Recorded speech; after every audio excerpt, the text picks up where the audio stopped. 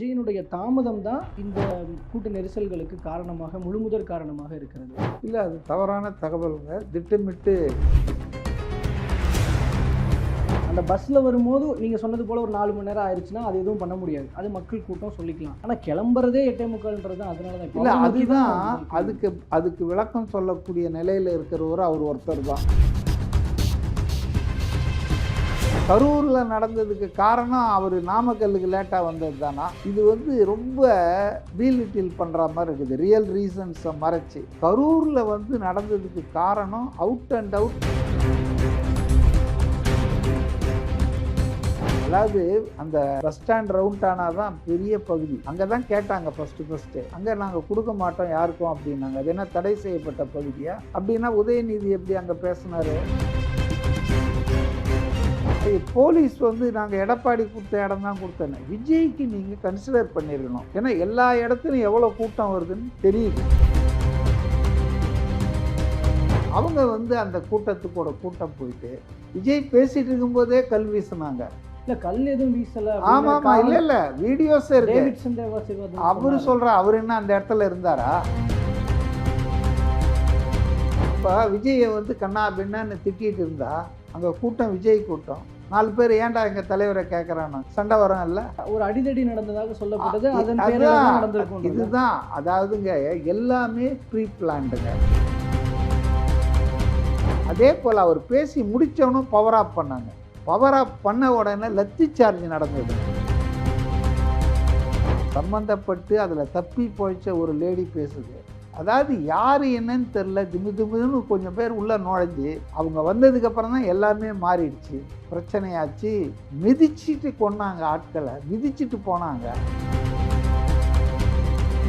அவங்களுடைய என்கொயரியை ஆரம்பிச்சிட்டாங்க. ஆனால் தாவேகா நேற்று அவங்க நிர்வாகிகளோடு உட்காந்து ஒரு கூட்டம் போட்டு இது நம்ம ஒத்துக்க முடியாது, இதுக்கு இது நடுநிலையாக செயல்படாது, நம்பகத்தன்மை இல்லை இதுக்கு,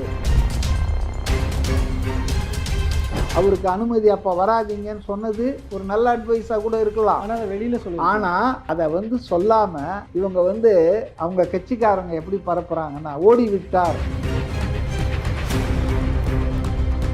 ஆம்புலன்ஸுங்களை தொடர்ச்சியாக அனுப்பி காலி ஆம்புலன்ஸுங்களை இந்த பக்கம் லத்தி சார்ஜ் பண்ணி கல் வீசி லைட் ஆஃப் பண்ணி இது செட்டப் பண்ணி இந்த நெரிசலை உருவாக்கி இது ஆக்சுவலாக கொலை தான் நடந்துருக்குதுன்னு.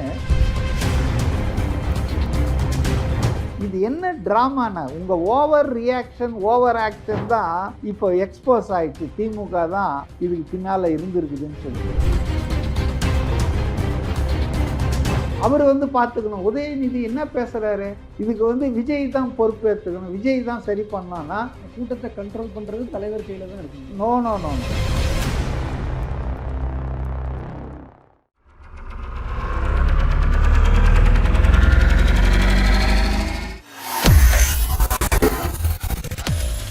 வேலை வேண்டுமா? ப்ளூ ஓஷன் இருக்கிறது. 10th 12th டிப்ளமோ டிகிரி படித்தவர்களுக்கு உணவு, தங்குமிடம், இஎஸ்ஐ, பிஎஃப் இன்சூரன்ஸ் உள்ளிட்ட சலுகைகளுடன் அனுபவத்திற்கேற்ற நல்ல சம்பளம் 15,000 முதல் 30,000 வரை. பெண்களுக்கு முன்னுரிமை. 2,000க்கும் மேற்பட்ட வேலை வாய்ப்புகள் உள்ளன. இப்போதே தொடர்பு கொள்ளுங்கள். Blue ocean.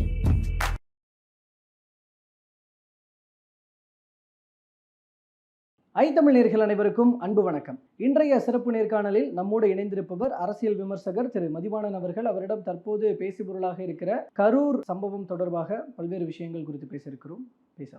வணக்கம் சார். வணக்கம் சார்.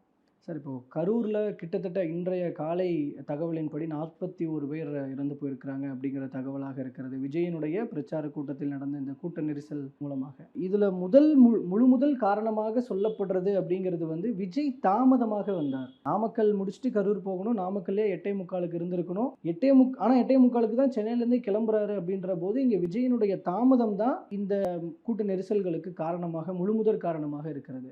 இல்லை, அது தவறான தகவலுங்க. திட்டமிட்டு இதை பரப்புகிறாங்க போலீஸும் ஆட்சியாளர்களும். ஏன்னா 3வது வாரம், அதாவது நாமக்கல் சேலம் என்பது இது, நாமக்கல் கரூர் என்பது விஜயனுடைய இந்த பரப்புரையின் 3வது வாரம் சனி. முதல் வாரத்திலிருந்து 2வது வாரம் வரைக்கும் எந்த இடத்துக்கு அவர் கரெக்ட் டைமுக்கு போனார்? எல்லாமே 5 மணி நேரம் 6 மணி நேரம். இப்போ முதல் வாரத்தில் நீங்கள் பார்த்தீங்கன்னா அவர் கடைசியாக வந்து பெரம்பலூர் போவே இல்லை, கேன்சல் பண்ணிட்டாரு.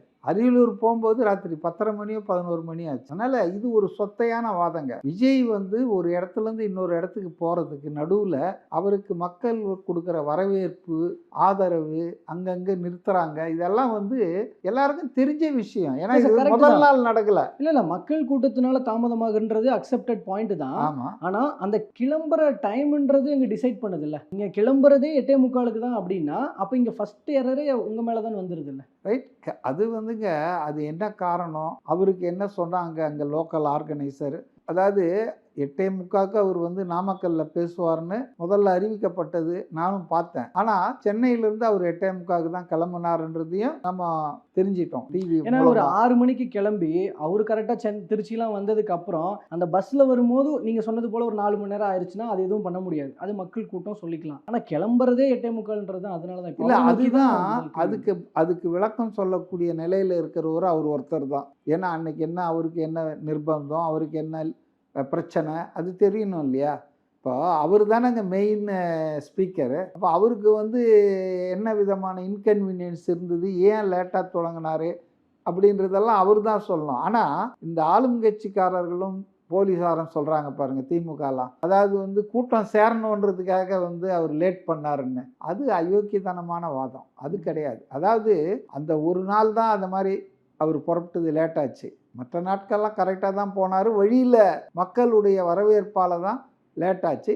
2வது நான் என்ன சொல்கிறேன்னாங்க, இந்த கரூரில் நடந்ததுக்கு காரணம் அவர் நாமக்கல்லுக்கு லேட்டாக வந்தது தானா? இது வந்து ரொம்ப பீலிட்டில் பண்ணுற மாதிரி இருக்குது, ரியல் ரீசன்ஸை மறைச்சி. கரூரில் வந்து நடந்ததுக்கு காரணம் அவுட் அண்ட் அவுட் போலீஸ் நான் கோஆப்ரேஷன் பண்ணது, போலீஸ் போதுமான ஆட்களை அங்கே டியூட்டிக்கு போட்டு பந்தோபஸ்து பண்ணாதது. அடுத்தது செந்தில் பாலாஜியினுடைய அந்த பவர் இருக்கு பாருங்க on revenue officials and police officials, அது வந்து இட் வாஸ் லூமிங் லார்ஜ். அது வந்து நிறைய வேலைகளை தாவேகாவினருக்கு எதிராக செஞ்சது. ஃபஸ்ட்டு பாயிண்ட்டுங்க, யார் என்ன இடத்த கேட்டாலும் போலீஸ் தானே டிசைட் பண்ணுது. எதை வச்சு டிசைட் பண்ணுறாங்க? அந்த ஆளுக்கு வரக்கூடிய கூட்டம், அங்கே எவ்வளோ பேர் சேருவாங்க, அந்த பேர் சேர்ந்தா அந்த இடம் தாங்குமா, இதானே போலீஸு. நீங்கள் கேட்ட உடனே எல்லாத்தையும் கொடுக்க மாட்டாங்க. நீங்களே கேட்டால் கூட அவங்க பார்த்துட்டு தான் தராங்க. அப்போ இன்னைக்கு வந்து அதெல்லாம் ஆபத்தா அவங்க கேட்ட அந்த கொடுக்காத இடம் சொல்றீங்க இல்லைங்களா, அந்த ரவுண்டான இல்ல அதெல்லாம் ஆபத்தான பகுதிகள். இல்ல ஆபத்தான பகுதிகளில் தான் உதயநிதி பேசியிருக்காரு. அதாவது அந்த பஸ் ஸ்டாண்ட் ரவுண்டானா தான் பெரிய பகுதி, அங்கதான் கேட்டாங்க ஃபர்ஸ்ட் அங்க நாங்க கொடுக்க மாட்டோம் யாருக்கும் அப்படின்னாங்க. அது என்ன தடை செய்யப்பட்ட பகுதியா? அப்படின்னா உதயநிதி எப்படி அங்க பேசினாரு? அதாவதுங்க ரொம்ப தெளிவா இருக்காங்க. நல்ல வசதியான இடத்த கொடுக்கக்கூடாது, முட்டு சந்து குறுகலான இடத்த கொடுக்கணும். அதனுடைய நோக்கம் என்னன்னா சிறுமைப்படுத்துறது. இல்ல ஆனா இதே இடத்துல தானே இபிஎஸும் வந்து பிரச்சாரம் பண்ணிட்டு போயிருக்காரு. அவருக்கும் கொடுக்க கேட்ட இடத்த கொடுக்கல. ஆனா இந்த மாதிரி அசம்பாவிதங்கள் நடக்கலை. ஏங்க இபிஎஸ் கூட்டம் வேற, 10,000 பேர்னா 7,000 பேர் தான் வந்திருப்பாங்க எக்ஸ்பெக்டட் க்ரௌடு. இவருக்கு 10,000 பேர்னு சொல்லிட்டு 30,000 பேர்ல வந்திருக்காங்க.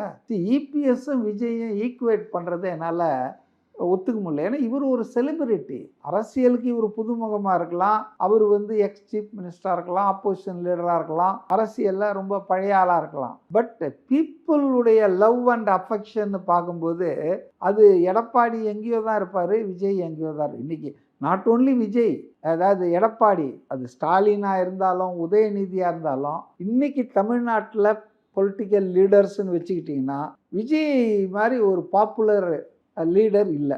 ஈவன் சீஃப் மினிஸ்டரே வந்தால் கூட அதெல்லாம் ஒன்றும் அரேஞ்ச் பண்ணால் கூட அந்த அளவுக்கு கூட்டம் சேராது. அதனால் போலீஸ் வந்து நாங்கள் எடப்பாடி கொடுத்த இடம் தான் கொடுத்தேன்னு, விஜய்க்கு நீங்கள் கன்சிடர் பண்ணியிருக்கணும். ஏன்னா எல்லா இடத்துலையும் எவ்வளோ கூட்டம் வருதுன்னு தெரியுது. இது வந்து முதல்ல கரூர்னா எங்களுக்கு தெரியலைங்க, வி குட் நாட் அனுமானிக்க முடியலன்னு சொன்னால் வி கேன் அண்டர்ஸ்டாண்ட். ஏற்கனவே திருச்சி, அரியலூர், அப்புறம் நாகப்பட்டினம், திருவாரூர் எல்லாம் பார்த்து நாமக்கல்லையும் பார்த்துட்டீங்க. எல்லா நாமக்கல்லில் ஒரு லோக்கல் ஆள் சொன்னதை நான் பார்த்தேன். நாமக்கல்லுடைய வரலாற்றில் இந்த மாதிரி கூட்டம் எந்த அரசியல் தலைவருக்கும் வந்ததில்லை. ஸோ அது மாதிரி ஒரு ரெக்கார்ட் க்ரௌட்ஸ் வருதுன்னு போது அவங்க கட்சிக்காரங்க 10,000 சொன்னால் நீங்கள் முடிவு பண்ணோம் ஒரு 10,000 எக்ஸ்ட்ராவே போட்டு போலீஸ். அதான் போலீஸு. அப்போ இடத்த கொடுக்கலதாங்க பிரச்சனை. நமக்கு கண்டிப்பா இல்லை நான் ஒரு விஷயம் தலைவரை முடிச்சிடுறேன். பார்க்கறதுக்கு இல்ல, இல்ல. இவ்வளவு பேர் வருவாங்கன்னு கட்சிக்காரங்களே ப்ராப்பரா கவுண்ட் பண்ண முடியலன்ற போது நீங்க இந்த இடத்துலயும் போய் காவல்துறையை வந்து குற்றம் சொல்வது எப்படி கரெக்டா இருக்கும்? கட்சிக்காரங்க யாருங்க? சாதாரண ஆட்களுங்க. காவல்துறையில் இன்டெலிஜென்ஸ் இருக்கு. இன்டெலிஜென்ஸுக்கு வேலையே என்னன்னா நாளைக்கு என்ன நடக்க போகுது, இவர் வந்தால் எவ்வளோ கூட்டம் வரும், எவ்வளோ பேர் சேருவாங்கன்னெலாம் பார்க்கறதுக்கு தான் சயின்டிஃபிக்காக. அதுதான் இன்டெலிஜென்ஸ் வேலை. அது வந்து போலீஸ்கிட்ட தான் இருக்குது. சாதாரண கட்சிக்காரங்களுக்கு தெரியாது.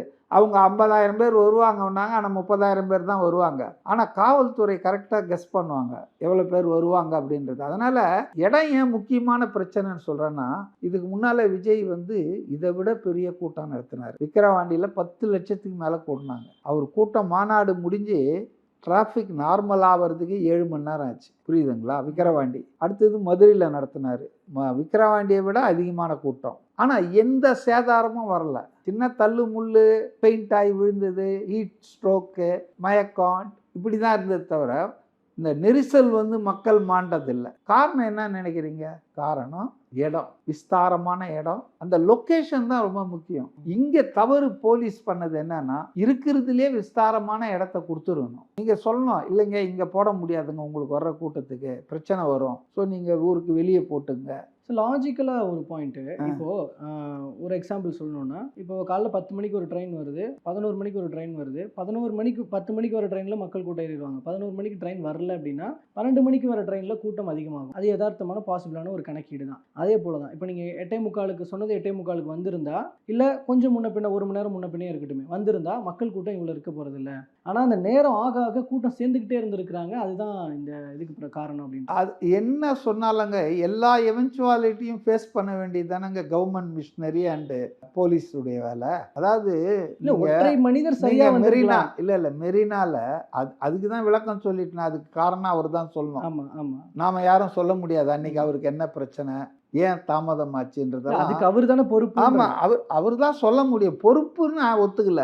அவர் லேட்டா வந்தது பொறுப்புன்னு. என்ன வந்தாலப்பா மெரினால அந்த ஜல்லிக்கட்டும் போது கூட்டம் கூடிச்ச, எவ்வளோ கூட்டம் கூடிச்சு. ஆனால் எந்த அசம்பாவிதமாவது நடந்ததா? அப்பவும் காவல்துறை தான் இருந்தது. ஆனால் இவங்க ஆட்சி இல்லை, அதிமுக ஆட்சி. அது எவ்வளோ அழகாக டீல் பண்ணாங்க.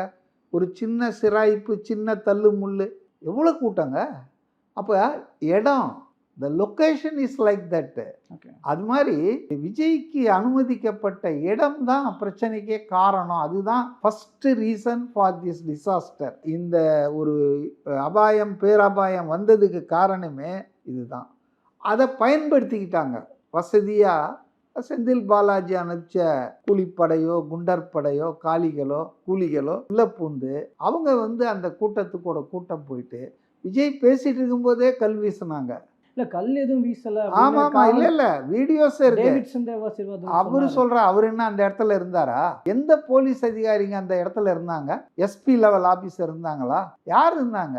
கண்ணுக்கே தெரியல. எந்த பெரிய உயர் அதிகாரி யாருமே இல்லையா? 3 எஸ்பிஸ் உட்பட இப்போ ஒரு 500 போலீஸார் கொடுத்துருந்தோம் அப்படின்னு சொல்றாரு. கொடுத்துருந்தாங்கன்னா களத்தில் இருக்கணும் இல்லைங்க. ஒரு கட்டத்தில் கடுப்பாயி விஜயே, அதாவது அவருடைய ஸ்பீச்சை என் பண்ணுற நேரத்தில் ரொம்ப கடுப்பாயி, என்ன போலீஸ் என்னங்க இருக்கீங்க, நீங்கள் மக்களை தாங்க பாதுகாக்கணும், ஆட்சிகள் மாறும் காட்சிகள் மாறும் அப்படின்னு சொன்னார் வெறுப்பாய். ஆனால் மா சுப்பிரமணியன் என்ன சொல்கிறாருன்னா, அவர் ஆரம்பத்தில் போலீஸ் தான் என்னை வந்து அந்த பைபாஸ்லேருந்து இங்கே வர்றதுக்கு ஹெல்ப் பண்ணாங்கன்னாரு. ஆமாம், அதுவும் சொன்னார். அதை சொல்கிறார், அதை தான் சொல்கிறார். போலீஸை விஜயை பாராட்டினாருன்னு. ரைட்டு, அந்த விஜய் தான் வந்து இங்கே போலீஸ் இவ்வளோ செயலிழந்து ஆளே இல்லாமல் இருக்கிறது அந்த கூட்டம் நடந்த இடத்துல அவரே வெக்ஸாகி பேசினாரு. அதை சொல்லணும்ல. பாதி ஏன் சொல்கிறீங்க? நல்லது பண்ணால் போலீஸை பாராட்டினாரு. ஆனால் ரொம்ப மோசமாக இரஸ்பான்சிபிளாக போலீஸ் அங்கே நடந்துக்கிட்டது தான் என்ன ஆச்சுன்னு வார்ன் பண்ணார் போலீஸை. ஆட்சிகள் மாறும் காட்சிகள் மாறும், நீங்கள் மக்களுக்கு தான் நீங்கள் பாதுகாப்பு கொடுக்கணும்னு சொன்னார். ஸோ அங்கே ஒரு லேக் ஆஃப் இது போலீஸ் ஃபோர்ஸ், ஒரு செக்யூரிட்டி அரேஞ்ச்மெண்ட்ஸ் ஃபெயிலியர் இருந்ததுங்க. அதனால தான் செருப்பு ஏங்க நான் கேட்குறேன், கல் அடிக்கிறாங்க, கெட்ட கெட்ட வார்த்தையில் திட்டுறாங்க, செருப்பு வீசுகிறாங்க. இதெல்லாம் அவரை பார்க்க 5 மணி நேரம் காத்துட்டு இருந்த அவருடைய ஆதரவாளர்கள் பண்ணுறாங்களா? இது பூரா வந்து வெளியே இருந்து வந்து ஏஜென்ட் ப்ரொவோகேட்டர்னு ஆங்கிலத்தில் சொல்லுவாங்க. இப்போ விஜயை வந்து கண்ணா பின்னான்னு திட்டிகிட்டு இருந்தா அங்கே கூட்டம் விஜய் கூட்டம் 4 பேர் ஏன்டா எங்கள் தலைவரை கேட்குறானோ சண்டை வரும் இல்லை. ஒரு அடிதடி நடந்ததாக சொல்லப்பட்டது. அதன் பேரில் தான் நடந்திருக்கும். இதுதான் அதாவதுங்க எல்லாமே ப்ரீ பிளான்டுங்க. அதாவது அவர் பேசி முடிக்கிறதுக்கு முன்னாலேயே இந்த செருப்பு வீசுறது, கல் வீசு, இந்த கெட்ட கெட்ட வார்த்தையில் திட்டுறதெல்லாம் நடக்குது. அதெல்லாம் நான் பார்த்தேன். நான் வீடியோவில் யாரோ ஒருத்தர் போட்டிருந்தாங்க. அதே போல் அவர் பேசி முடித்தவனும் பவர் ஆஃப் பண்ணாங்க. பவர் ஆஃப் பண்ண உடனே லத்தி சார்ஜ் நடந்ததுங்க. இல்லை, பவர் ஆஃப் பண்ணது வந்து அந்த ஜென்செட், அதாவது ஜென்ரேட்டர் தான் ஆஃப் பண்ணுறதுனால அதுலேருந்து போகிற பவர் தான் கட் ஆணுச்சு. பட் ஓவராலாக கவர்மெண்ட் தரப்பில் இருந்தது, அதாவது எலக்ட்ரிசிட்டி டிபார்ட்மெண்ட் சைட்லேருந்து கொடுத்த பவர்லாம் கட் ஆகலைன்னு விளக்கம் கொடுத்துருக்குறாங்களே. நீங்கள் நல்லா பார்த்தீங்கன்னா அதெல்லாம் ரைட்டுங்க. அந்த லைட் எரிஞ்சது எரிஞ்சுக்கிட்டே விளக்கத்தெல்லாம் நான் பார்த்தேங்க. அந்த மீட்டிங் நடக்கிற இடத்துல பவர் ஆஃப் ஆயிடுச்சு. பவர் ஆஃப் ஆனவங்க லத்தி சார்ஜ் பண்ணாங்க. அப்போ எங்கேருந்து வந்தாங்க எல்லா போலீஸும்? என்ன காட்டு அடி அடித்தாங்க தெரியுங்களா? தாவேகா தொண்டர்கள் ஒருத்தரையும் அடின்னு அடித்தாங்க. இது எல்லாமே வந்து இன்னைக்கு ஒரு நான் இதை பேர் என்ன வாய்ஸ் மெசேஜ் பார்த்தேன். சம்மந்தப்பட்டு அதில் தப்பி போயிச்ச ஒரு லேடி பேசுது. அதாவது யார் என்னன்னு தெரில, திமுன்னு கொஞ்சம் பேர் உள்ளே நுழைஞ்சி அவங்க வந்ததுக்கப்புறம் தான் எல்லாமே மாறிடுச்சு. பிரச்சனையாச்சு. மிதிச்சிட்டு கொண்டாங்க, ஆட்களை மிதிச்சிட்டு போனாங்க. அதாவது நெரிசலில் வந்து மக்கள் சாவது ஒரு பக்கம், இது ஒரு ரீசன். அடுத்தது இந்த ஆம்புலன்ஸ் அனுப்பிச்சாங்க பாருங்கள், ஆள் இல்லாத ஆம்புலன்ஸுகள் 10க்கு மேற்பட்ட ஆம்புலன்ஸுங்கள் அனுப்பிச்சிருக்காங்க. அதில் தான் ஒரு கட்டத்தில் கடுப்பாகி இந்த இடத்துல வந்து எதுக்கடா வர, எங்கடா பேஷண்ட்டுன்னு ஒரு ஆளை அடிச்சிட்டாங்க. தாவேக்காட்டு பண்ணிருக்கூடாது. அவன் என்ன பண்ணுவான்? ஆம்புலன்ஸ் டிரைவர் அவரை அனுப்பிச்சு வச்சது. அதுலயும் பார்த்தா ஆம்புலன்ஸ்ல தாவேக்கா கொடி இருந்துச்சு. விஜயும் அதை மேற்கோள் காட்டிலாம் பேசி, ஆமா, யார் கட்டினாங்கன்னு கேட்டாரு. இல்ல யார் கட்டினாங்க, நம்ம கொடி பறகுதானாரு. அதாவதுங்க தாவேக்கா துண்டு போட்டுக்கிட்டு திமுக காரன் வரமாட்டானா? எவ்வளோ பேர் அப்படி தான் சுற்றிட்டு இருந்திருக்காங்க. அதாவது it is a pre meditated pre planned. அதனால தான் இன்றைக்கி வந்து விஜயுடைய கட்சி வந்து கோர்ட்டுக்கு போயிட்டாங்க. அதாவது அரசாங்கம் வந்து உடனடியாக வந்து ஒரு 1 மேன் கமிஷனாக அருணா ஜெகதீசன் நினைக்கிறேன் நீதியரசர் அவங்க தலைமையில் போட்டாங்க. அந்த அம்மாவும் நேற்று கரூரில் போய் இறங்கி அவங்களுடைய என்கொயரியை ஆரம்பிச்சிட்டாங்க. ஆனால் தாவேக்கா நேற்று வந்து அவங்க நிர்வாகிகளோடு உட்காந்து ஒரு கூட்டம் போட்டு இது வந்து நம்ம ஒத்துக்க முடியாது, இதுக்கு வந்து இது வந்து நடுநிலையாக செயல்படாது, நம்பகத்தன்மை இல்லை, இதுக்கு ஏற்கனவே ஒரு விசாரணை நடத்தி அது இந்த அம்மா அறிக்கை கொடுத்து அது என்ன ஆயிருக்குன்னு தெரியும். அதனால் independent probe, court monitored probe, அப்புறம் நீங்கள் சொன்ன மாதிரி சிபிஐ, இதில் ஏதாவது ஒன்று தான் நடக்கணும். இப்போ எப்போவுமே ஒரு விஷயத்தில் வந்து விசாரணை போடும்போது அந்த பாதிக்கப்பட்ட கட்சி தாவேக்கா தான். ஏன்னா செத்தவங்க பூரா அவங்க கட்சிக்காரங்க தான், அவங்க மீட்டிங்கில் தான் நடந்திருக்கு.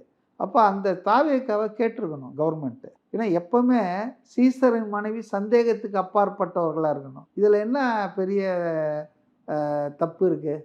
நாங்கள் கமிஷன் போடலான்னு இருக்கோங்க, நீங்கள் யாரையாவது சஜஸ்ட் பண்ணுறீங்களா? தப்பு இல்லை, முதல்வர் கேட்டிருக்கலாமே. எதுவுமே கேட்காம அவங்களுக்கு யார் பிடிச்சதோ யார் விருப்பமானவங்களோ அவங்கள தூக்கி போட்டு எல்லாம் ஆணையம் பார்த்துக்கும், யாரையும் எதுவும் பேசாதீங்கன்னா அதை எப்படி ஏற்றுக்குவாங்க? அதனால தான் இன்றைக்கி வந்து அவங்க கோர்ட்டுக்கு போயிருக்காங்க. அரசினுடைய நடைமுறை அதுதானே. எங்க நடைமுறை அதுதாங்க. பாதிக்கப்பட்டவர்களுடைய கருத்தை கேட்டு போடுவது சிறப்பானது. நீங்கள் மாடல் திராவிட மாடல் ஆட்சி எல்லாத்துக்கும் நாம் முன்மாதிரியாக இருக்கிறோன்றீங்களே, பாதிக்கப்பட்டவங்க மேலே விசாரணை நடத்தும்போது அவங்க கருத்தை கேட்டு போட்டால் என்ன தப்புன்ற? இப்போ ஒரு மைனாரிட்டி ப்ராப்ளம் ஆகிடுது, சிறுபான்மை மக்கள் ஒரு இடத்துல பெரிய துப்பாக்கி சூடு ஆகிடுது, ஏதோ ஒரு கலாட்டா ஆகிடுது, வன்முறை. அப்போ அதை ஒரு விசாரணை போடுறீங்க.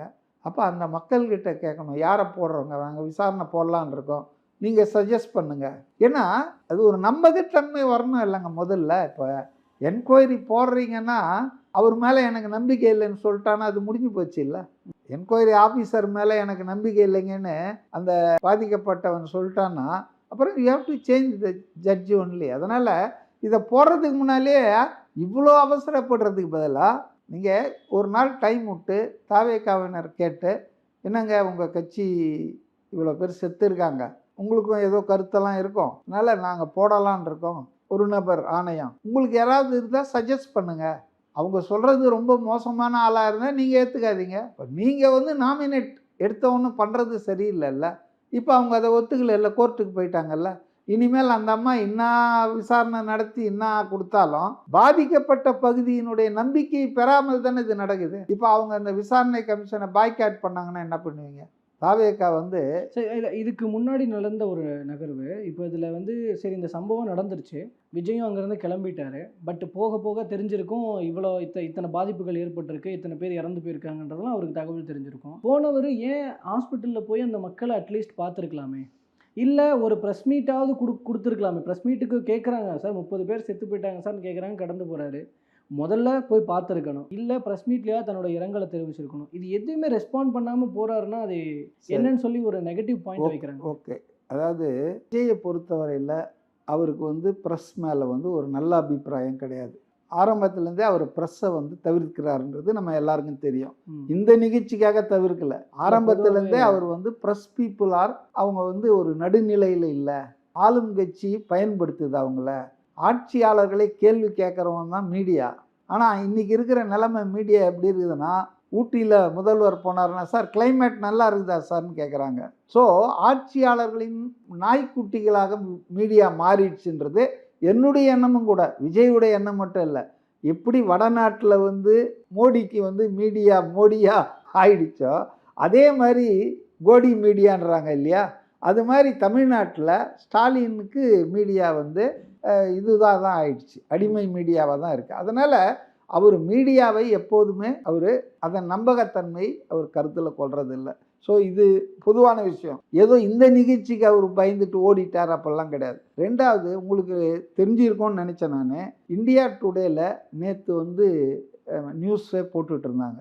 அதாவது வந்து தாவேகா தரப்புலேருந்து கொடுத்த செய்தியாக அது. அவங்க என்ன ஓட விட்டாங்கன்னா, ஸ்டிக்கரில் ஓடிச்சு இந்தியா டுடேயில், விஜய் வந்து வர வழியிலே இந்த செய்தியெல்லாம் தெரிஞ்சிடுச்சு.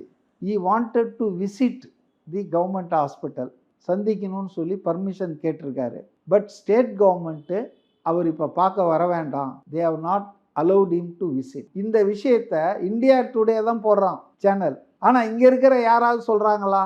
இல்லை கவர்மெண்ட்டாவது கிளாரிஃபை பண்ணோம்ல, நாங்கள் தான் அவரை வந்து தடுத்துட்டோம், நீங்கள் இங்கே இப்போ வர வேணாம், சட்டம் ஒழுங்கு நிலைமைலாம் கொஞ்சம் இதில் இல்லை, அங்கே வந்து இப்போ கூட்டம் கூடிடும், ஏதோ ஒரு காரணத்துக்காக இருக்கலாம். நான் கவர்மெண்ட்டு எடுத்த முடிவு தப்புன்னு நான் சொல்ல, அவருக்கு அனுமதி அப்போ வராதிங்கன்னு சொன்னது ஒரு நல்ல அட்வைஸாக கூட இருக்கலாம். ஆனால் அதை வெளியில் சொல்லி, ஆனால் அதை வந்து சொல்லாமல் இவங்க வந்து அவங்க கட்சிக்காரங்க எப்படி பரப்புகிறாங்கன்னா, ஓடி விட்டார், பார்க்கவில்லை. இப்போ நீங்களே ஒரு மீடியா பர்சன், நியாயமான நீங்கள் கேட்குறீங்கல்ல, ஏன் சார் அவர் வந்து பார்த்துருக்கலான்னா. ஸோ இதுதான் உண்மையான நிலவரம். அடுத்தது, இப்போ ஏர்போர்ட்டில் அவர் போகும்போது 30 பேர் மைக்கை நிட்டுறாங்க. நம்ம மீடியாக்காரங்களுக்கு விவஸ்தையே கிடையாதுங்க. ஒரு லேடி கணவனை இழந்துட்டு கதறிட்டு இருப்பாள், அங்கே போய் அந்த அம்மா கிட்ட பேட்டி கேட்பான். ஏங்க ஒரு ஒரு இடம் பொருள் ஏவல்னு ஒன்று இருக்குது இல்லையா, கதறிட்டு இருக்கிறவங்க கிட்ட அவரே சொல்கிறாரு, நான் அவ்வளோ விரும்பிய தன்னை நேசித்தவங்க இவ்வளோ பேர் செத்துட்டாங்கன்னும் போது ஆள் நொறுங்கி போயிட்டான்றாரு. பார்க்க வேற உள்ள கவர்மெண்ட் வந்துட்டு நீங்கள் பார்க்க வரக்கூடாதுன்ட்டாங்க. சரி, கவர்மெண்ட் சொன்னதுக்கப்புறம் அவர் மீறிட்டு போக முடியுமா? வந்துட்டார். வந்துட்டு அவர் ஏர்போர்ட்டுக்கு போகும்போது அந்த நடையை பார்த்தீங்கனாலே தளர்ந்து போய் நொடுங்கி போயிட்டார். நொறுங்கிட்டாங்க ஒரு ஆள். ஏன்னா தான் கூட்டத்தில் வந்து தான் பார்த்து கையசிச்சவங்க 30 பேர் செத்து போயிட்டாங்க, 38 பேர் அப்போ. அப்படின்போது அவர் மனநிலை எப்படி இருந்திருக்கும்? அந்த நேரத்தில் மைக்கை நீட்டு, சார் 30 பேர் செத்துட்டாங்க, என்ன சொல்ல விரும்புனா, என்ன மீடியா என்ன கேட்குறாங்க? ஸோ அவர் is not in a mood. அவர் வந்து இரங்கல் செய்தி எப்போ போட்டார் பார்த்தீங்களா? மெட்ராஸுக்கு வந்து தூக்கமே இல்லாமல் இருந்திருக்காரு, மனம் ரொம்ப நொறுங்கி 11 மணிக்கு தான் அவர் வந்து இரங்கல் செய்தியே போட்டார். அப்போ அவர் பார்க்க விரும்பினார், திரும்பி போக விரும்பினார். Government has not allowed him, permitted him for their own reasons. நான் தப்புன்னு சொல்ல, அவர் கவர்மெண்ட் டிசிஷனை மீறலை, ரைட்டா? அடுத்தது, இங்கே ப்ரெஸ்காரங்க அவர் ஏர்போர்ட் போகும்போது கத்துறாங்க. அவர் அதில் என்ன சொல்லணும்னு நினைக்கிறாங்க? அவங்க என்ன சொல்ல முடியும்? நொறுங்கி போயிருக்காருங்க ஆளு. Is not in mood, right? ஒரு 7 நிமிஷம் முடிச்சிடுறேன். இன்னொன்று, என்னை போன்றவர்கள் சிந்தனை என்னன்னா, அவர் அங்கே தங்கி இருந்திருக்கலாம். கவர்மெண்ட் எப்போ வந்து அனுமதிக்குதோ நாளைக்கு கூட இருந்து பார்த்துட்டு வந்துருக்கலாம் அப்படின்னு ஒரு ஹோட்டலில் தங்குறாருன்னு வச்சிங்களா. செந்தில் பாலாஜி லேஸ்பட்டவர்னு நினைக்கிறீங்களா? ஒரு 100 பேரை அனுப்புவார். இந்த இவ்வளோ பேர்லேயே கும்பலை அனுப்பிச்சு கலவரம் பண்ணவர் என்ன பண்ணுவார்? ஒரு 100 பேரை இப்போ மாணவர்கள்ன்ற போர்வையில் விஜய் வீட்டு முன்னால் திமுககாரங்க ஒரு ஆர்ப்பாட்டம் நடத்தினாங்க. இப்போ மாணவர் அமைப்புன்னு கரூரில் போஸ்டர் ஒட்டிக்கிட்டு இருக்காங்க. திமுககாரங்க தான் எல்லாம் ஆச்சா. இப்போ ஒரு 100 பேரை அனுப்பிச்சு அவர் தங்கியிருக்கிற இடத்துல ஆவேசம் கொண்ட இறந்த குடும்பத்தினர் தாக்கினர், ஹோட்டலை எரித்தனர்னுவாங்க. ஸோ நான் நினைக்கிறேன் விஜய் வந்து அந்த இடத்த காலி பண்ணது தான் கரெக்டு. ஏன்னா 2-3 விஷயம். சட்டம் ஒழுங்கு பிரச்சனை மட்டும் இல்லை, கூட்டம் அப்படியே இருக்கும். அவரை சுற்றி ஒரு கூட்டம் இருந்துக்கிட்டே இருக்கும். அவங்க ஆளுங்கள்லாம் இந்த போஸ்ட் ஆக்சிடென்ட்டு வேலைகள் செய்ய போக மாட்டாங்க. அவங்க கட்சிக்காரங்க தானே செத்து இருக்காங்க. இப்போ அவங்களெல்லாம் அவங்க பாதுகாக்க வேண்டியது, அவங்கள கவனிக்க வேண்டியது, ஆறுதல் சொல்ல வேண்டியது அவங்க கடமை இல்லையா? அவங்க அந்த வேலை செய்யாமல் இருக்கிறதுக்கு தடையாக இருக்கும் விஜய் அங்கே இருந்திருந்தாருன்னா. இப்போ இது மாதிரி நிறைய காரணம். சும்மா மாங்காய் புளிச்சதோ வாய் புளிச்சதோன்னா சொல்லிட்டு போக முடியாது. பட் இன்னைக்கு வந்து முதல்வர் வந்து இன்லைனில் காணொலியில் போட்டிருக்காரு. நான் என்ன சொல்கிறேன்னு சொன்னால், எல்லாரும் எந்த அரசியல் தலைவரும் அதை விரும்ப மாட்டான்னா அது விஜய்க்கு பொருந்துமா பொருந்தாதா? அப்போ உங்க அந்த இடத்துல கூட விஜய்க்கு ஏன் ஃபேவரா பேசுறாரு, ஒரு ஒரு பெருந்தன்மையா பேசுறாரு. இல்ல பெருந்தன்மையாலாம் நான் பேசல. இன்னைக்கு வந்து அவங்க வீசின பந்து அவங்களுக்கே திரும்பி வருது. மக்கள் வந்து இதுல திமுக சதி பண்ணி தான் இந்த நெரிசல் என்பதே உருவாக்கப்பட்ட நெரிசல் தான். ஆம்புலன்ஸுங்களை தொடர்ச்சியாக அனுப்பி காலி ஆம்புலன்ஸுங்களை இந்த பக்கம் லத்தி சார்ஜ் பண்ணி கல் வீசி லைட் ஆஃப் பண்ணி இது வந்து செட்டப் பண்ணி இந்த நெரிசலை உருவாக்கி இது வந்து ஆக்சுவலாக கொலை தான் நடந்திருக்குதுன்னு சாதாரண ஆட்கள் நினைக்கிறாங்க. அது உண்மையா என்னன்றது கோர்ட்டில் விசாரணை பண்ணி தான் தெரியணும். ஆனால் சந்தேகத்துக்கிடமான பல விஷயங்கள் நடக்குது. எப்போதும் இல்லை, அந்த அளவுக்கு ஸ்விஃப்டாக கவர்மெண்ட் மிஷினரி வேலை செய்யுது. நான் பல நேர்காணலில் சொன்ன விஷயந்தான். கள்ளக்குறிச்சியில் 68 பேர் விஷச்சாராயம் குடிச்சு செத்தாங்களே, ஒவ்வொருத்தர் வீட்டுக்கும் கனிமொழி போவாங்களா? 2024 ஜூனில் தாங்க நான் சொல்கிற நிகழ்ச்சி. நான் இன்னும் 10 வருஷத்துக்கு முன்னால் சொல்ல. நேற்று கனிமொழி கரூரில் பாதிக்கப்பட்ட இறந்த குடும்பங்கள் வீடு வீடாக போகிறாங்க. துபாய் போன உதயநிதி டெப்டி சிஎம் கேன்சல் பண்ணிட்டு வந்து கரூருக்கு வந்து மாலை வச்சு திருப்பி துபாய்க்கு போயிட்டாரு. இது என்ன ட்ராமானா? உங்கள் ஓவர் ரியாக்ஷன் ஓவர் ஆக்ஷன் தான் இப்போ எக்ஸ்போஸ் ஆயிடுச்சு. திமுக தான் இதுக்கு பின்னால் இருந்திருக்குதுன்னு சொல்லிட்டு. அப்போ முதல்வருடைய அந்த ட்விட்டர் செய்தியில் என்ன சொல்கிறாருன்னு சொன்னால், பொய் செய்திகள் வதந்திகளை எல்லாம் யாரும் யார் பரப்பிட்டு இருக்கிறது? பூரா திமுக உங்கள் கட்சிக்காரன் தான் பரப்புகிறான். பொதுவாக ஏதோ அனைவருக்கும் வேண்டுகோள், உங்கள் கட்சியை சரி பண்ணுங்க. நீங்கள் தானே திமுக கட்சியின் தலைவர். உங்கள் கட்சிக்காரங்க தான், குறிப்பாக இந்த செந்தில் மாதிரி ஆட்கள் ஓப்பனாக எழுதுகிறாங்க, முதல் குற்றவாளி இவர் தான், கொலையாளி. ஏன் கரூரில் இன்னைக்கு செந்தில் பாலாஜி ஏற்பாட்டில் ஒட்டின போஸ்டரில் என்ன இருக்கு? 38 பேரை கொன்ற கொலையாளியை கைது செய் Vijaya. You advice your own party man. எல்லாருக்கும் நான் அப்பீல் விடுறேன்லாம் சொல்லாதீங்க. ஏன்னா யாருமே இப்படிலாம் பேசலை. ஈவன் நாம் தமிழர் கட்சி உள்பட, எடப்பாடி உள்பட, பாஜக உள்பட எதிர்கட்சிகள் யாரும் விஜய் கொலையாளி, விஜயை கைது செய்யலாம் சொல்ல. நாம் தமிழரில் இந்த சாட்டை துரைமுருகன் வாங்கிய காசுக்காக அவர் காணொலி போட்டுட்ருக்கார். அவங்க தலைவர் ஒழுங்காக பேசுகிறார், சீமான் ஒழுங்காக தான் சொல்லியிருக்காரு. அதனால் இன்றைக்கி பார்த்தீங்கன்னு சொன்னால் திமுகவினர் தான் இந்த சம்பவம், கோர சம்பவம், இது ஒரு யாருமே வந்து விரும்பாத சம்பவம். இந்த சம்பவத்தை ஒரு கொலைன்னு சொல்லி, இந்த கொலையை விஜய் நடத்தியதாக தாவேகாவினர் தான் இதை உருவாக்குனாங்கன்னு சொல்லி, ஏங்க அவ்வளோ அவசரப்படுறீங்க? உங்கள் ஆட்சி தானே ஆணையத்தை போட்டிருக்குது. இதில் தான் ஏன் நீங்கள் ப்ரீ ஜட்ஜ்மெண்ட் எழுதுறீங்க? அருணா ஜெகதீசனுக்கு முன்னுரை கொடுக்குறீங்களா? விஜய் கைது செய்யப்படுவாரா அப்படின்னு ஒரு பேச்சும் இதை தொடர்ந்து போயிட்டு இருக்கு. எப்படி கைது நடவடிக்கை எடுக்கணும், கைது செய்யப்படணும்னு சில அப்படின்னு திமுகவினர்கள் பேசுகிறாங்க. இந்த நடிகை ஓவியான்னு மிகப்பெரிய கலை உலகத்தில் தொண்டு பண்ண அம்மா ஒருத்தர் இன்ஸ்டாகிராமில் விஜய் ஷுட் பி அரெஸ்டட்னு போட்டிருக்கிறதா பார்த்தேன். அதாவது இவங்களுக்கெல்லாம் ஒரு பப்ளிசிட்டிக்காக இந்த மாதிரி நெருக்கடியான நேரத்தில் எதை ஒன்றா எழுதலான்னு நினச்சிக்கிட்டு அந்த அம்மா எழுதியிருந்ததுன்னா அது நான் வருத்தப்படுறேன். இவங்கெல்லாம் வந்து நடிகைன்னு சொல்லிக்கிறதுக்கு, திரையுலகத்தில் இருக்கிறோன்றதுக்கு அர்த்தமே கிடையாது. நான் என்ன சொல்கிறேன்னா, விஜயை வந்து சில பேர் அல்லு அர்ஜுனாவை கைது பண்ணாங்க இல்லையா, ரேவந்த் ரெட்டி தெலுங்கானா சிஎம், அதுக்கு ஒப்பிட்டு பேசுகிறாங்க. ரெண்டுமே வேற. அல்லு அர்ஜுனாவுக்கு போலீஸ் இன்ஸ்ட்ரக்ஷன் கொடுத்தாங்க, நீங்கள் வராதிங்க தியேட்டருக்கு. ஆல்ரெடி அந்த புஷ்பா 2 படம் ஃபஸ்ட்டு ஷோ இங்கே தியேட்டர் அப்படியே நிரம்பி பிரிம்மிங் வித் க்ரௌடு. இப்போ நீங்கள் வந்தீங்கன்னா சேதாரம் ஆகும், வராதிங்கன்னு சொன்னாங்க. அதை மீறி அந்த ஆள் வந்தார். அதே மாதிரி போலீஸ் பயந்தா மாதிரி சேதாரம் வந்து கொஞ்சம் பேர் செத்தாங்க நெரிசலில், அதனால் அவர் அரெஸ்ட் பண்ணாங்க. பட் இங்கே விஜய் கேஸ் அப்படி இல்லையா? விஜய் காட் போலீஸ் பர்மிஷன், அவர் போலீஸ் அனுமதி பெற்று அந்த ஷெடியூல் படி வந்துட்டு இருக்காரு. நெவர் போலீஸ் ஸ்டாப்ட் ஹிம், நீங்கள் இங்கே வரக்கூடாது அப்படி ஏதாவது சொல்லியிருக்கா? அதை மீறி அவர் வந்தாரா? இப்பெல்லாம் ஒன்றும் இல்லையா? நீங்களே சொல்கிறீங்க 500 போலீஸை பந்தோபஸ்து போட்டோன்றீங்க. அதனால் வந்துங்க விஜய் வந்து இதில் எந்த விதத்திலும் சம்மந்தமே படலை. அவரை சம்மந்தப்படுத்தி அவருடைய அரசியலை, அவருடைய கட்சியை சிறுமைப்படுத்தணும், அவப்பெயரை மக்கள்கிட்ட ஏற்படுத்தணுன்ற ஒரு வெஸ்டட் இன்ட்ரெஸ்டட் குரூப், குறிப்பாக டிஎம்கேவுடைய சில கூட்டணி கட்சி, அதில் திருமாவளவன்லாம் கூட ரொம்ப பேலன்ஸாக பேசியிருக்காரு. ஆனால் கம்யூனிஸ்ட் கட்சியில் சில பேர் வாங்கின காசுக்கு கூவிட்டு இருக்காங்க. அதனால் வந்துங்க இதை வந்து நம்ம வந்து ஒரு விபத்தாக பார்க்கணும், தவிர்த்திருக்க வேண்டிய ஒரு விபத்து. எல்லாருக்கும் இதில் கொஞ்சம் கொஞ்சம் பொறுப்பு இருக்குது. அதிகமான பொறுப்பு வந்து காவல்துறைக்கும் இன்டெலிஜென்ஸ் டிபார்ட்மெண்ட்டுக்கும் அரசாங்கத்துக்கு தான் இருக்குது. அதுக்காக விஜய் கட்சிக்கோ ஆர்கனைசர்ஸ்க்கோ விஜய்க்கோ எந்த பொறுப்பும் இல்லைன்னு நான் சொல்ல மாட்டேன். அவருக்கு 5% பொறுப்பு இருக்கலாம். இப்போ நீங்கள் சொன்ன பாயிண்ட் அதில் வருது, லேட்டாக கிளம்புனது அது வருது. அதே போல் நேற்று கூட நான் சொன்ன சில இடங்களில் பஸ் அப்படியே கூப்பிட்டு வந்து அந்த இடத்துல நின்று பேசுறது, அதெல்லாம் அவாய்ட் பண்ணணும். பஸ்ஸை எங்கேயா ஒரு இடத்துல பண்ணிவிட்டு 2 வீலர்லேயோ சின்ன கார்லேயோ ஒரு கூட்டத்துக்கு ஏற்பாடு போட்டு அதை பேரிகேட் பண்ணிவிடுங்க மேடையை. அங்கேருந்து அவர் பேசிட்டு அவர் கார் இருக்கிற இடத்துக்கோ அந்த பஸ் இருக்கிற இடத்துக்கோ போட்டோம். அதனால் சில மாற்றங்களை அவங்க செய்யணும் அனுபவத்தை பார்த்து.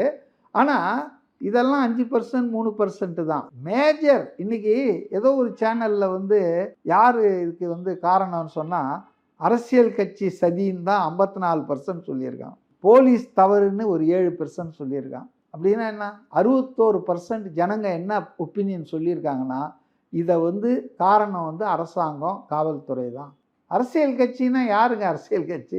தாவேக்காவே சதி பண்ணிக்கிச்சா? அந்த டிவிக்கு முதுகெலும்பு இல்லை, அது திமுக இல்லது ஆளுங்கட்சி அப்படின்னு சொல்லியிருக்கணும். அரசியல் சதி அப்படின்னு போட்டாங்க மொட்டையா. அப்போ ஜனங்களுக்கு தெரியுதுங்க இது. அதாவது இதே இவ்வளோ கூட்டம் ஸ்டாலினுக்கோ டெப்டி சிஎம்முக்கோ வந்தால் போலீஸ் இப்படி தான் இருக்குமா? நான் என்ன கேட்குறேன்னா, police has failed in his duty. உதாரணத்துக்கு போலீஸ் வந்து 5 வாகனத்துக்கு மேலே பின்னால் தொடரக்கூடாது அப்படின்னு விஜய் கட்டளை போட்டிருக்காங்க. சரி, 5 பேருக்கு மேலே வராங்க அப்படின்னா அதை தடுத்து நிறுத்த வேண்டியது யாருடைய கடமை? போலீஸ் அந்த டியூட்டியை செஞ்சுதா? கேட்டால் அவங்கள தடுத்தா அப்புறம் எங்கள் மேலே திட்டுவாங்க. அப்போ இடம் கொடுக்க மாட்டேன்னு கூட தான் திட்டுறாங்க. அதில் உறுதியாக இருக்கிறீங்கல்ல, நான் கொடுத்த இடத்துல தான் நீ பேசணும்னு. சட்டத்தை நீங்கள் அமுல்படுத்தினா யாரும் உங்களை சொல்ல மாட்டாங்க. அப்போ 5 வாகனத்துக்கு அப்புறம் போகாத ஆறாவது நிறுத்தியா? இப்போ நம்ம வந்து பல போராட்டங்கள்லாம் செய்கிறோம், கலெக்டர் ஆஃபீஸ் மறியல்ன்றோம், அவங்க போட்டுருவாங்க ஒரு எல்லை, அதை தாண்டி போனால் தூக்கின்னு போய் வேனில் ஏற்றிடுவாங்க. அது மாதிரி நீங்கள் செஞ்சுருந்தீங்கன்னா இது ஒழுங்காக இருந்திருக்கும். போலீஸ் வந்துங்க simply they washed off their hands. எதை பற்றி கண்டுக்கல. 23 கண்டிஷன் 33 கண்டிஷன் போட்டாங்களே தவிர they never took any action to implement the conditions. ஏன் பண்ணல? அதுக்கு யாராவது விஜய் பண்ணக்கூடாதுன்னாரா? உங்கள் கண்டிஷன்லாம் ஒத்துக்கிட்டு தானே அவர் வராரு. அஃப்கோர்ஸ் அவரால் என்ஃபோர்ஸ் பண்ண முடியாது. அவர் பஸ்ஸில் போயிட்டுருக்காருங்க, அவர் காரை பார்த்து பின்னால் 100 பேர் தொடர்றான்னா அவர் வந்து பார்த்துக்கணும். உதயநிதி என்ன பேசுகிறாரு? இதுக்கு வந்து விஜய் தான் பொறுப்பேற்றுக்கணும், விஜய் தான் சரி பண்ணோன்னா கூட்டத்தை கண்ட்ரோல் பண்ணுறது தலைவர் கையில் தான் இருக்குங்க. நோ, கூட்டத்தை கூட்டுறது அசம்பிள் பண்ணுறது தான் தலைவர், கட்சிக்காரங்க. கூட்டத்துக்குள்ளே 10 பேர் ரவுடி பூந்து கலவரம் பண்ணுறான், அது எப்படி நீங்கள் வந்து கூட்டத்தை ஆர்கனைஸ் பண்ணுறவங்க கண்ட்ரோல் பண்ணுவாங்க? இப்போ உங்கள் முப்பெரும் விழாவில் ஒரு 100 பேர் வந்து பாட்டில் அடித்தாங்கன்னா கூட்டத்தை வந்து மு.க. ஸ்டாலின் தாங்க கண்ட்ரோல் பண்ணோம், இல்லை கரூர் திமுக தாங்க பொறுப்புன்னு சொல்லுவாரா உதயநிதி? சட்டம் ஒழுங்குங்க உங்களுக்கு பொது வெளியில் நடக்குது, பப்ளிக் ரோடில் நடக்கிற விஷயத்துக்கு வந்து who is responsible to safeguard the public property, to safeguard the people? அதுக்கு கட்சிக்காரன் இல்லை, கட்சிக்காரன் கூப்பிடுறான், வாங்கன்றான், அரவணைக்கலாம், உட்கார வச்சு சேர் போடலாம், ஸ்டேஜ் போடலாம். அங்கே கலவரம் வராமல் தடுப்பது, அன்டுவர்ட் இன்சிடென்ட் நடக்காமல் தடுக்கிற பொறுப்பு யாருக்குங்க? கட்சிக்காரனுக்கா, ஆர்கனைசருக்கா? அப்புறம் எதுக்கு உங்ககிட்ட பர்மிஷன் வாங்கணும்? What is your role? நீங்கள் ஸ்டேஷனில் உட்காந்து வேடிக்கை பார்த்துட்டு இருப்பீங்களா? ஓகே, ஸோ இந்த விவகாரத்தில் நிறைய விஷயங்கள் விசாரிக்கப்பட வேண்டியிருக்கிறது. கண்டிப்பாக அதாவது நடுநிலையோடு, அதாவது வந்து யார் தவறு பண்ணியிருந்தாலும், ஏன்னா அப்போ தான் ஃப்யூச்சராக லெசன்ஸ் ட்ரா பண்ண முடியும். இது வந்துங்க முன்னெப்போதும் ஒரு அரசியல் பரப்புரையில் இந்த மாதிரி இப்போ ஆந்திராவில் ஒரு வாட்டி 8 பேர் இறந்துட்டாங்க தெலுங்கு தேசம் சந்திரபாபு நாயுடு பரப்புரையில். அதை தவிர்த்து தென்னிந்தியாவில் அரசியல் பரப்புரையில் வந்து மக்கள் நெரிசலால் செத்ததாக there is no history at all. வடநாட்டில் நடக்கும், ஒரு இந்து சாமியாருக்கு போய் விழுந்தாங்க, கும்பமேளாவில் விழுந்தாங்க, இதெல்லாம் நடக்கும். ஆனால் தென்னாட்டில் அது மாதிரி நடந்ததே இல்லை. அதனால் இதை வந்து தீர விசாரிக்கணுங்க. கண்டிப்பாங்க சார். பொறுத்திருந்து பார்க்கலாம். தொடர்ந்து பேசலாம் சார். தற்போது வரைக்கும் பல்வேறு கருத்துக்களையும் தகவலையும் பகிர்ந்து கொண்டு மிக்க நன்றி.